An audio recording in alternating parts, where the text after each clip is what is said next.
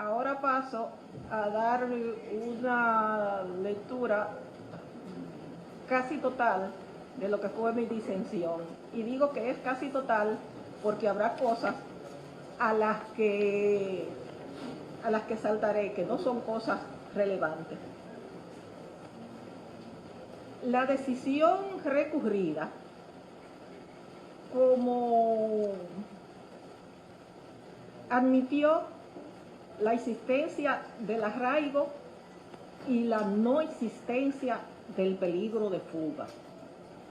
Entonces pasa a justificar ordenar la prisión en algo como el equilibrio entre las garantías del imputado y la protección de la sociedad y las víctimas de la infracción, más aún cuando se presume seriamente comprometido el interés público de los valores esenciales de la función pública y su correcto desempeño.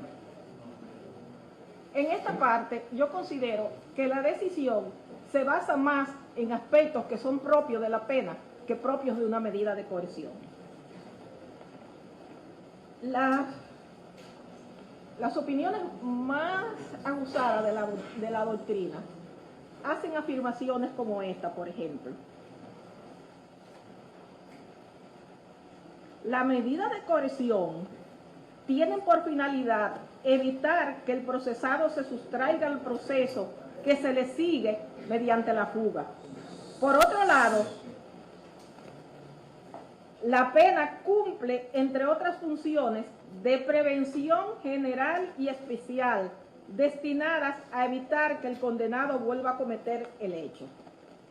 El Tribunal Constitucional nuestro ha dicho, cuando se le atribuye a una medida de coerción un fin como el de proporcionar seguridad a la ciudadanía, le está reconociendo fines que no le son propios y que corresponden a los fines de la pena, que son prevención general y no de cautela al proceso.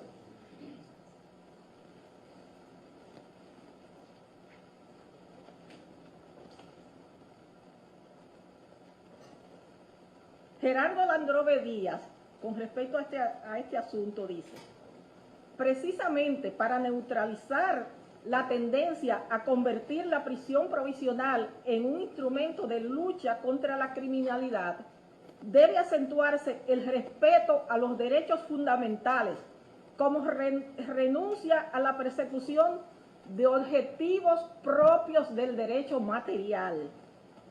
El restablecimiento del orden jurídico violado o de la confianza y seguridad ciudadana y la prevención de futuros delitos o de la reincidencia, la eliminación de la alarma judicial o la intimidación general son fines más o menos discutibles que solo pueden perseguirse con la pena.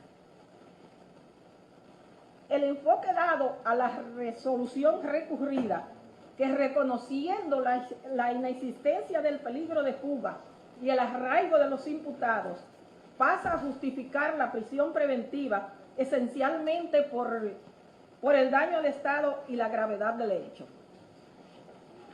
No es posible pasar por alto que en este caso los procesados no intentaron sustraerse a las actuaciones judiciales y comparecieron, incluso cuando fueron requeridos de un día para el siguiente. Hay en la decisión recurrida un aspecto que llama la atención, y es que cuando abogados defensores plantean el respeto a principios contenidos en la Convención Americana, respondiendo el magistrado que no estamos sujetos a dicha convención, cuando en realidad lo que no estamos sujetos es al aspecto jurisdiccional, pero la convención sigue vigente porque el Estado no la ha denunciado. Y esta discusión quizás no tiene esa relevancia, porque teniendo como tenemos una constitución progresista, la mayoría del contenido de la convención ha sido vaciado en esa constitución.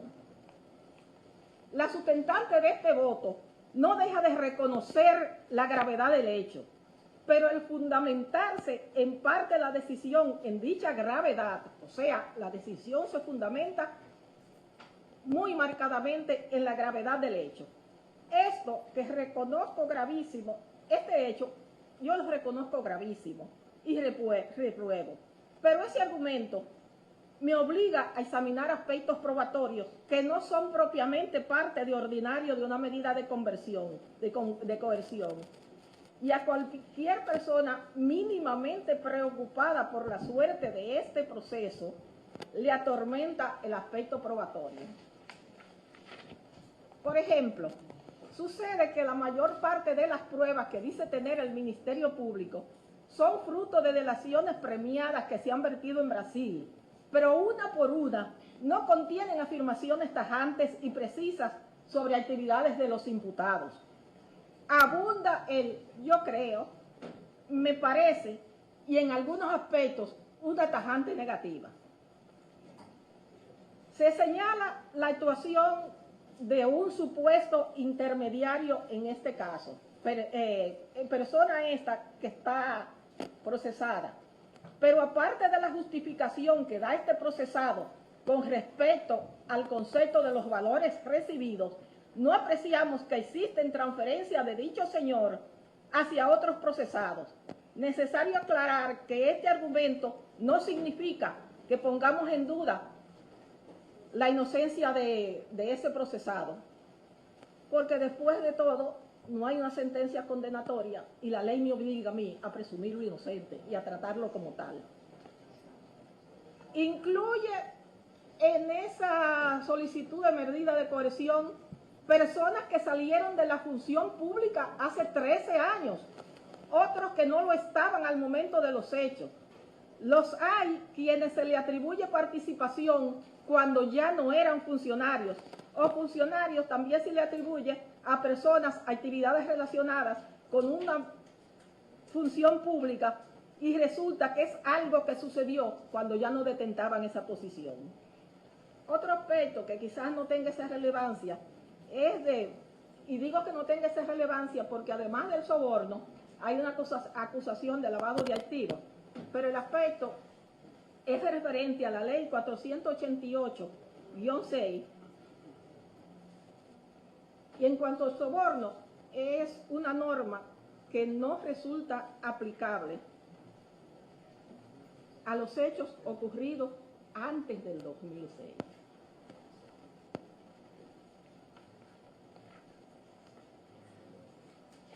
Como por ejemplo los del periodo 2001-2006.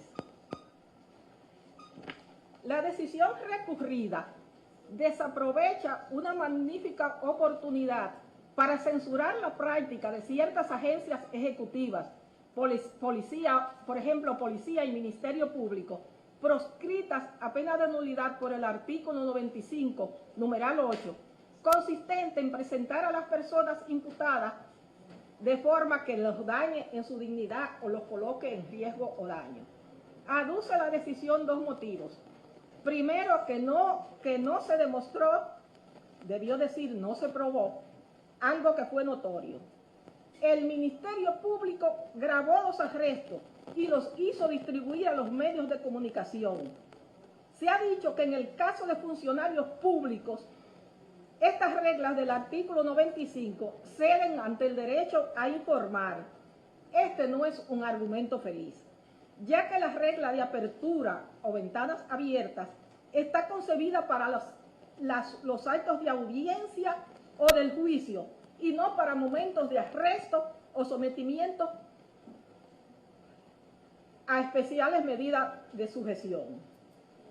En este tribunal, ese aspecto quedó claro, no es una afirmación caprichosa mía, quedó claro con la intervención del abogado de uno de los imputados que mostró al tribunal prueba de la comunicación emanada de la Procuraduría distribuyendo el video. En cuanto a los señalamientos de las delaciones y otras cosas, la Procuraduría en el tiempo que ha dispuesto hasta ahora bien podría haber aportado un documento con mayor rigor donde no se dieran situaciones como presentar un bien específicamente una vivienda como producto del lavado cuando consta que esa vivienda le fue incautada al propietario hace años porque la adquirió con un préstamo y no pagó las cuotas. Hay aspectos como, por ejemplo, los aumentos patrimoniales, que hay que examinar más a fondo, porque hay que ver la actividad que tenía la persona antes del cargo. Y en cuanto a la posible disipación de esos bienes, es un temor justificado, pero ante ese temor justificado debieron haberse tomado las medidas precautorias que fueran de lugar.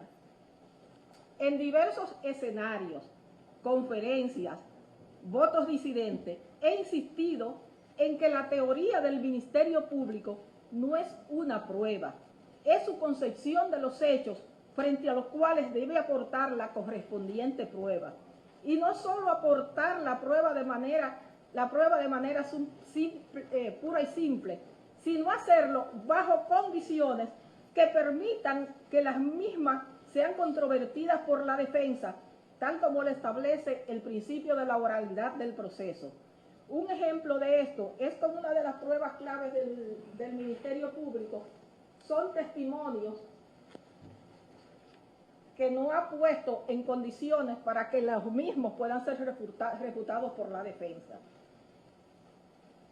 En el estado actual de este proceso y con lo aportado para la medida de coerción, se aprecia una dificultad probatoria que, de no ser subsanada por el Ministerio Público en el curso de la investigación, y esperamos que así sea, no augura un futuro esperanzador por el momento, por lo menos del juicio al fondo, donde la prueba debe ser hecha que no deje lugar a dudas razonables. Es por todo lo anterior, ante la presencia del arraigo y la inexistencia del peligro de fuga y las falencias probatorias antes mencionadas, que me inclino por un tipo de medida que no sea la prisión preventiva ni el arresto domiciliario. Algo muy personal. Yo sé que este voto puede echarme un montón de descalificaciones, rumores, insultos, Twitter alevosos por iniciativa propia o por encargo. Pero mal juez sería yo si dejara de actuar conforme a la Constitución, las leyes y, lo que es más grave, conforme a mi conciencia frente a una sentencia que considero vulnera derechos fundamentales. En mi ejercicio como juez, y estoy terminando, tengo como prenda más preciosa un pequeño espacio en el cual soy mi propia dueña y que no se lo cedo a nadie. Alguien dijo, uno de mis dioses particulares dijo, que el corazón humano es un campo de batalla donde se enfrentan la libertad y el miedo. Creo que para el juez la frontera más lejana debe ser la del miedo.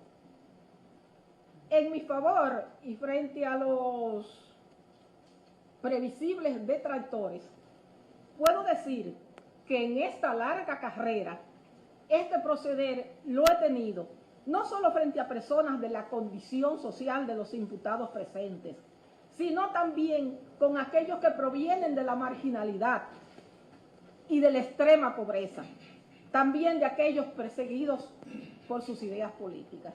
Es cuanto.